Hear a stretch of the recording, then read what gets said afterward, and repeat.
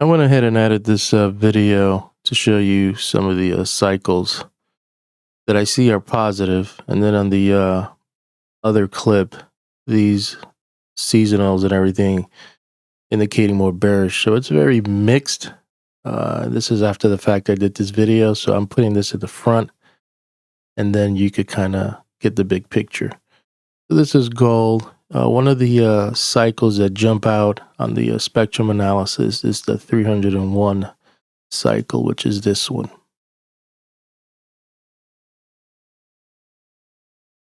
This one is a long-term cycle. You see that it tops out here. But, prices is trending, so it's it may fluctuate here, pull back, and then kind of topped out here. Now you see this kind of sideways to consolidating. It bottomed out here, but it really bottomed out here. But this big cycle is projecting probability of going higher to like November 2nd. So this is the big one. There's another one that jumps out at me. It's the 149 cycle. It's a little smaller. You can see that sometimes here it inverts. When prices went against the cycle, then it goes down, then it goes up. You see the cycles goes down. It's kind of projecting down, and the cycles go up. So it kind of like falls off track, then gets back on track. We kind of topped out here, that 1919 high. Then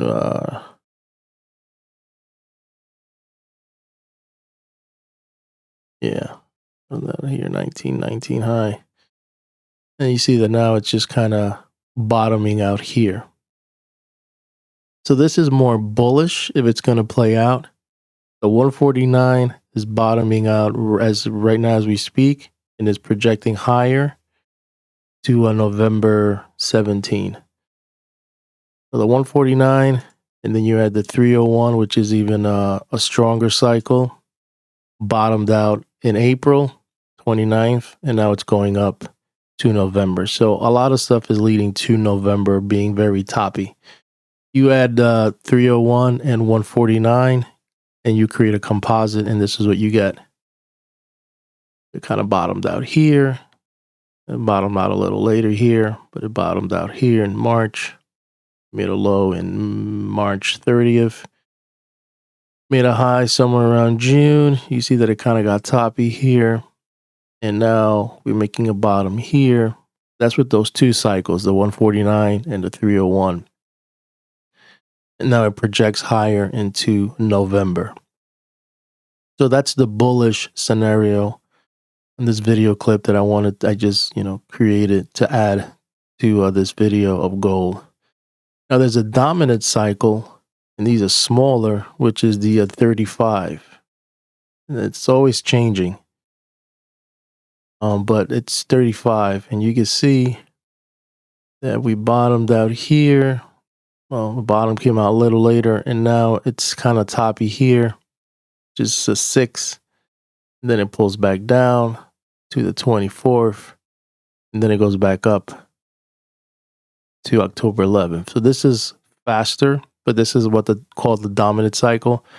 So you had that dominant cycle with the 301 I showed you, which is the bigger long-term picture. You can see that it's going up into November. And there's a pullback here, kind of reflected that. And we're going to have this breakout. It's going to continue probably September 10th, around there, 11th, and maybe pull back September 22nd. This is all speculation. This is all probability. But that's just adding the cycle analysis. October 13th. Pull back to the 29th, and November 14th. Then it pulls down.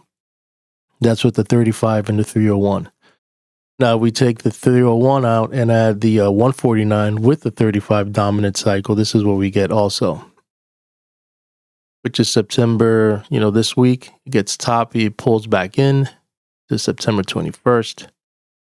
And I'm not saying this is going to be exact. This is what the projection line is showing. Gold is going to do its thing. Then it goes up, to October 5th, pulls back down to October 27th, and then the target would be November 16th. So somewhere around November, that's where it's going to get really toppy because of the bigger cycles are pointing up.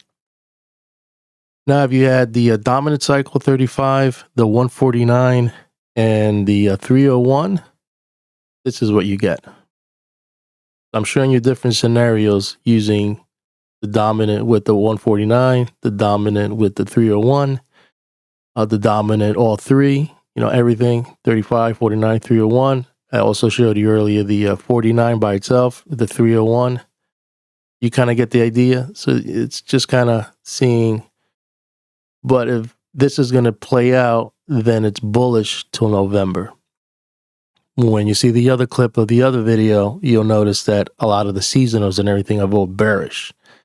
And with the Gann wave file, the monthly wave chart, you can see that we're in this crossroads where it's either going to go up or it's going to go down. And, I'm mixed right now looking at this and looking at the other chart. It's like 50-50. So I wanted to put this out first. And once you see the other clip, it all makes sense. But this is what, this is, I guess, the bullish scenario now. The other video clip you'll see will be, kind of like levels and all the seasonals and the other cycles I see there are kind of like leaning more, a little more bearish. And we're kind of very toppy. So you make a choice, you decide, but I just wanted to include this because I thought this was very valuable. And you can kind of see how, how these cycles work using the spectrum analysis. So I'll let the video continue playing.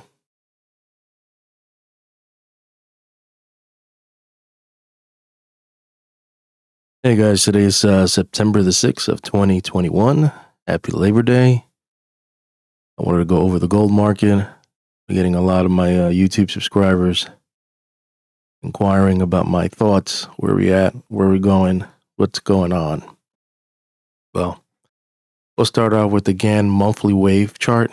As you can see, I'm going from the top and just kind of laying out the numbers. 3 here, 4, 7 total, 3. And if you've seen my last video on gold, this was the undecided one. Is it going to go down to do a 4-7, or is it going to go up to do a 4-7? And that would be October, both of these. So, fix this. It looks like this could probably be maybe, look like it wants to go up. Let's do the right. There we go. Kind of see what's going on here.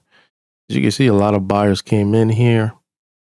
And 1835 was this high here. 1837. This one is 1835. This monthly candle is 1836. So 35, 38. That's the resistance. If we could get above that, then obviously it's going to be, it's going to be some swing points here that we're going to have to fight. But I could see 1923 somewhere around there. I just wanted to show you this chart. Let's look a little closer. As you can see, the top of the cloud, 1835, it's still battling this red line. Here's the value area high. This is the point of control. This is where most of the volume is at. We're above that, so that's good. We're above pretty much all the moving averages. The linear regression channel is pointing sideways, so that shows that it's been consolidating. Volume is a little weak. MACD's just been chopping a lot of buy and sell signals.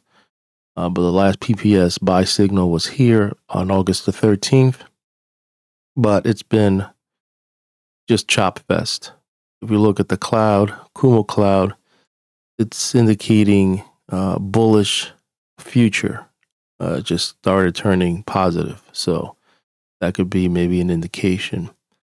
You can see that hit it once, 2, got this crash or mini crash, and now 3. maybe this week it just blows right through it and pushes higher. You can see 1870, and then obviously retest that high. In the weekly, you can see that the value area low, this is using a year, market profile 1761. Point of control will be 1871. We probably might be heading over there. You see that point right there? Kind of lines up right here. You look at my weekly now. And the value area high is 1912, which is pretty much this whole area right here. It's going to be retested if we get to blow through 1835. You see this line right here in the cloud? That's going to be resistance. If we get to close above it, that's great. But the good thing is that we are out of the cloud. But if it's going to show some strength, we need to push and get above this cloud, which is right here. But if we just, this week, the next week, and then the third week on the 27th, the last week of September, we're in the cloud. We're back to, this, same situation. Although on the daily, it'll be out. So that might change, things in the future. Maybe we could just keep pushing. Once we're out of the daily, short term, that means we're positive. And then the midterm, we're still now in a cloud here that we're going to have to fight our way up at least to 1872, which is the midpoint. We're in control. And then try to get above 1884. If we get above there and close on a weekly above 1881, then we're obviously going to retest that 1919 right up here. And then the linear regression channel daily is going to start pointing up. This is going to start shifting. And then if we could just continue pushing higher, then on the short term and on the midterm, it's going to be looking very positive for gold. It kind of reflects the monthly wave. Just looking at this and looking, it's just been chop fest. It's just been really chop fest from October. Just down to here, up here, chopping. You're like, this is like all inside candles. The real move is going to come out when we get out of this 1923 and even that 1960. Because then obviously you're on a way, on a path to retest 2089. If you could close above at least 1962. And then once you take out 2089, then it's price discovery. It's going higher. So that's my thoughts there. And on the what's happening internally in the chart. Let's look at the master chart. I need to work on my master chart. It's hard to get data on gold futures unless you got a subscription. So I'm using right now the XAU USD just because it's the best I could get. That gives me a lot of data information. So you can see on the RSI, interesting. It did a really just pretty much not a divergence, but you can see that price action still went up. Even without a divergence on the RSI. The solar cycle still is projecting, but very choppy. And then somewhere around October, last week of September, October, it dwindles down. Is that going to happen?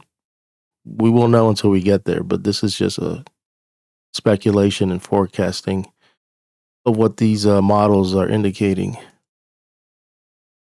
Let's see, my simple model, it's looking, bearish from here. But we'll see. We'll see, especially this week.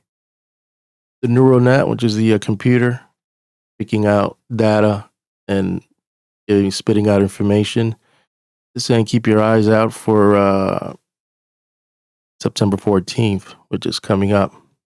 So we'll see there. You want to write that date down. I don't know what that is. If it's on a weekend, try to get it close to Friday or Monday. Turbo cycle sometimes is a hit or miss. You know, we'll see. It looks like it's more bearish. Let's see. Turning points. As you can see, we're right at resistance, which is right here. And once we break above 1835, then I'm going to look at turning points or support and resistance levels up in the future. But I left it there because that's the big one. I want to see what it's going to do there. Okay, let's look at maybe some other things that could help us out. The monthly bar so far is looking good. As long as we could stay above, last month was very bearish, but as long as we could stay above, what is that level? 1813, the monthly bar is looking positive. On the weekly bar, you can see that there's 3 weeks that have been very positive. We're making higher highs and higher lows. And we're positive on this week as of now, so we'll see. So that's looking good. On the pitchfork I use, you can see that right here, anywhere around this 1860, more time passes 1850, that's going to be a line you want to keep an eye on, which could be possible resistance that we need to break above that, and then obviously test that 1919 high, which is right here. I have that just to see how it behaves. And fib levels, you can see 1822 is at 23.6% from this pivot here, here, and here. We'll see. And this, I think, is the 50% in time from the swing points is 926, the last week of September. And advance and support resistance levels. This one is showing right now 1831, which is right here. The next one will be, or you can say, look at this as targets or resistance point. 1862, which is right here. The next one is 1947, which lines up with all these pivots on the top. And then the last one is 1985. And then obviously the high right here. So if you want to jog those numbers down, those advanced support and resistance. Let's look at some Gann stuff. This is the Gann square from this high, this low. And then we want to see where we're at here. Get a little closer. See right here, you can see this line, and squaring that range. This is a resistance. But if we could get to close above it, the next target or open space, the grid is 1876. So that's good. You can see this line, we're kind of holding it as it's projecting higher. So if it pushes in here, this could be good buying opportunities on this line until it fails. But if it's gonna hug this and keep pushing and pushing, then it may want to retest this or at least get to 1876 using the Gann square. So that it? I think that's it. Oh, Fourier. I remember talking about Fourier. This is the Fourier indicator from this swing pivot high to this swing pivot low. And you can see how the projection line has been moving around. And it's showing bearish starting from September 23rd. Well, let me see something here on the Fibonacci. Yeah, so 50% of this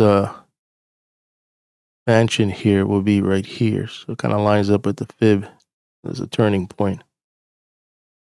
Is gold going to turn here and go down? No, but it could be a possibility with the Fourier. A lot of the cycles and everything I was showing you were kind of more on the bearish side, which is surprising me, but that's what it's showing. So I'm showing you what I'm seeing. One of the things I like to see with the Fourier techniques is these harmonic, or I guess overtones, crossovers as trigger points. And I think I spoke about this last on my YouTube video on gold. So there was one here And it looks like really nothing really didn't happen. Projection line is projecting higher to like that week of September 23rd around there, then it turns down. So there's one coming up right here, which is like November 6th, 5th, 6th. I don't know if it's anything that's going to happen, which is Monday. The markets maybe will be not that active. Let's see. And then you have one coming up on October the 12th. Those are two dates I like to see, you know, if things are going to happen using the Fourier technique. And then there's one coming up October the 20th. So let's see if these crossovers have any effect. You know, I'm just back testing things and seeing. You can see that over here. Really, nothing really happened here. Nothing there. So we'll see. Using the seasonalities, this is the annual and decimal, just kind of sideways to down. This is the annual. So it's showing maybe a pop and then down. And this is the fast annual and the mid annual. So they just chopping around. And this one already topped out. The red one, the green one is topping out now. The annual decimal is kind of sideways, and then it tops out around September 15, and the annual, which is yearly, tops out around this September the 27th. This is a solar cycle. This is topping out right here, the yellow one. And the 5th pulls back down, and then it so by the end of maybe September, everything is looking like it's going down. Which, you know, doesn't mean it's going to happen, but it's just a probability that is possible. Gold is going to do its thing. I've always said this, and I've always repeated. Price is king. So whatever price is going to do, is going to do.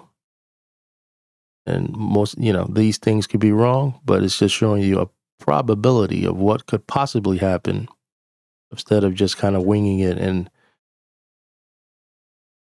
you know, trying to figure out if it's going to do this, could do that. At least you have something that, you know, this could possibly play out where it could just maybe go up and maybe go down, or it could just blow up, which is showing kind of price action where, you know, it's knocking the door. We knocked it there, boom, came down. Let's attack, boom. You know, they pushed it down with whatever they wanted to do. Maybe to get the bulls out. Bulls came right back up. Boom. This is where we at. Maybe they'll push it out. And maybe maybe this one, or maybe the next one coming up. But you can see the pattern that it wants to go higher. There's a force that wants to push it down. Manipulation, whatever you want to call it. Whatever it is, there's a big force that doesn't want it to go up. But if it does break out, then you can see all the targets that I showed you. Know the probabilities. Could it be that maybe all these seasonals and cycles and everything is what's trying to keep it down? Who knows? Maybe with manipulation. Who knows? I don't know. But whatever it is, you can see that it's fighting. There's a fight here. Whatever you want to call it, there's a big fight, and it wants to go up, and there's other forces that want to push it down. So those are my thoughts. I'm going to sign out because I don't want to make this video long, but those are my thoughts on the gold. If I see it break out at least out of 835 and stay closed above it for at least a day or two, I might pick up some gold, minor gold stocks, and maybe ride it at least to 1919, because I'm assuming that's where it's going to go and retest. You see, there's a little resistance right there, 1853, or a pivot that we could probably battle, which is that midpoint between here and here. Anyway, I'm going to sign out. Hope you like this video, and I'll keep you posted on my thoughts on gold using double Egan price and time technical analysis.